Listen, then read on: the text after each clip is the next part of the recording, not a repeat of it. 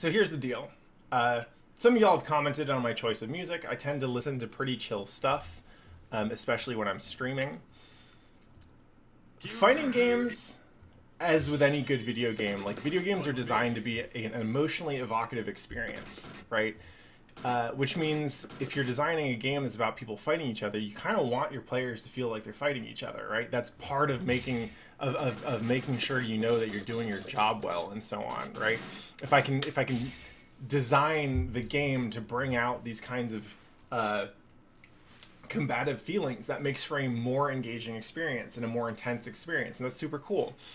And it's especially cool if you're in a tournament or something where like the emotions are very high, right? That's when it feels like you really have something at stake. But that's not always the zone that you want to be in when you're practicing or when you're learning, when you're trying to get better, right? There are a lot of people who get into these games and they have such strong emotional reactions to the frustration of losing, the frustration of not getting the move that you're trying to do, etc., etc. And it makes it hard for them to play the games, and it also makes it hard for them to learn. And that is not, I would say, a sustainable or necessarily healthy way to play fighting games, right? Because if you're constantly going through frustration, like, yes, the highs will feel higher, but it's just a matter of time before you burn out and quit, right? If you're constantly feeling bad feelings from fighting games, then it gets harder to come back to them, right? Which means it gets harder to get good.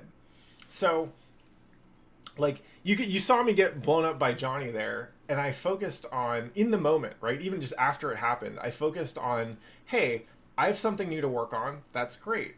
I also won't let my complete loss take away from the fact that I beat Aleo, who beat me the time before, and I should feel good about that, right? It doesn't matter in the end that I lost to Johnny. I'll lose to 100 more Johnnies before I figure out the matchup, I'm sure.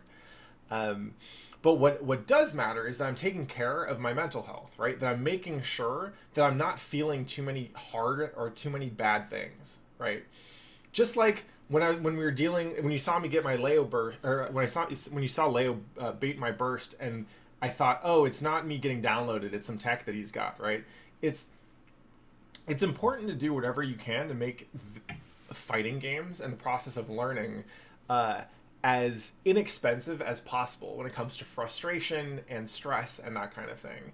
And music is absolutely one of those things that helps, right? The music that you play in a game sets the tone for all the things that happen in it, right? And so if I'm listening to Guilty Gear's music, which is pretty upbeat and pretty intense, or if I'm listening to similarly like engaging stuff, that might be good for getting my heart racing, but when I'm learning, that's not what I'm trying to do.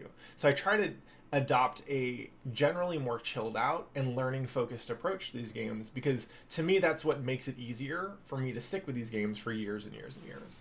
So with that, we're going to put on some Lush Lo-Fi. Thank you, Spotify. This is one of my go-to work playlists. It's all chill, instrumental beats to study to, etc., etc.